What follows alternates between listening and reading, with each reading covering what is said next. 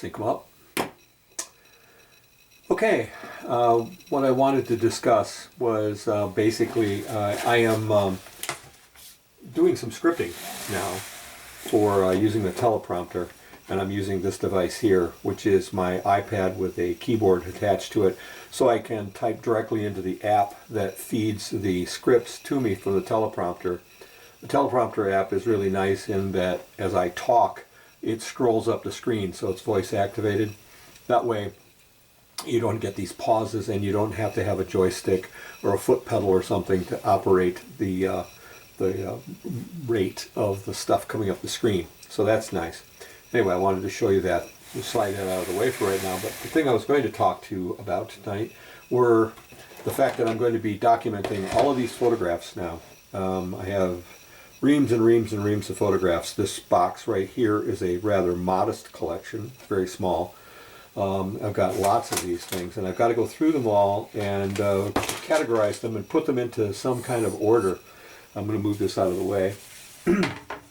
I've got a copy stand set up over here and an overhead camera, so you can see some of the stuff that's down in front of me as well as the things that I'm going to detail for you. As you can see, a lot of these photographs are widely disparate. Lots and lots of different kinds of things. I have a picture here of Brandon when he was little.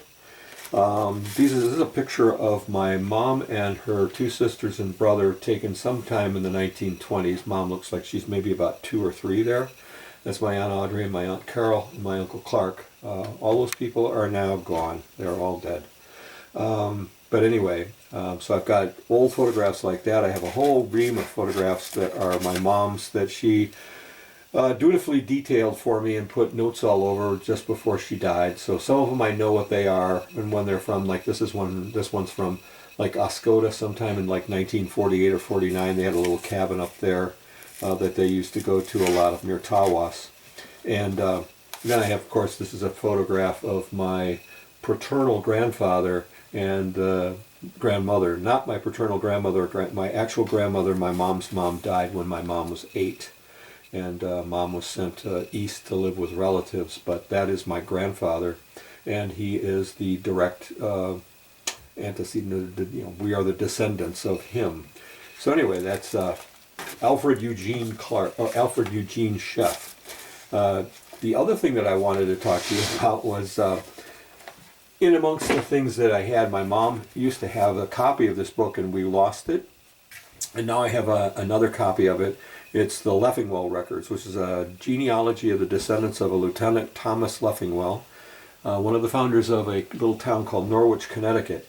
And he was a staunch supporter of Washington's army, the Continental Army, and was a lieutenant in that army. And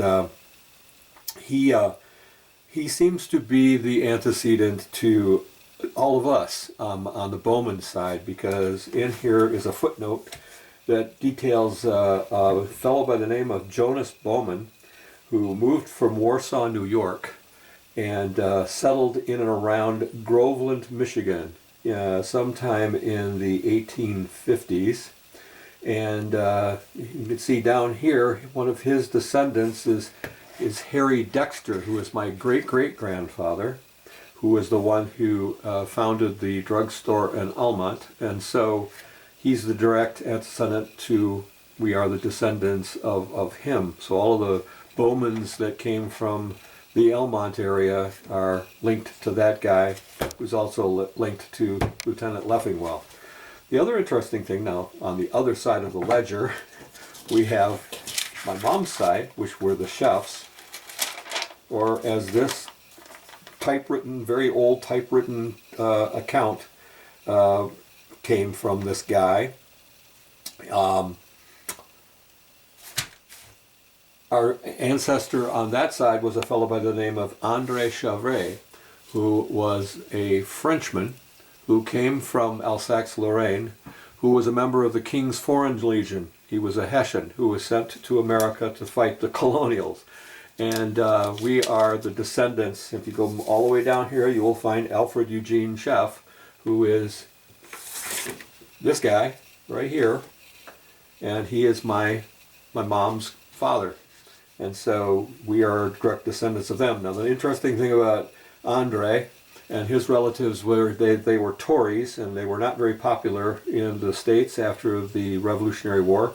And they were kicked out of Connecticut, the Connecticut area, actually New England area, and had to go live in Canada. So our first ancestors came from Hamilton, Ontario, and moved across across Canada to Alberta, Saskatchewan, and that's the reason why my mom's relatives came to settle in Montana.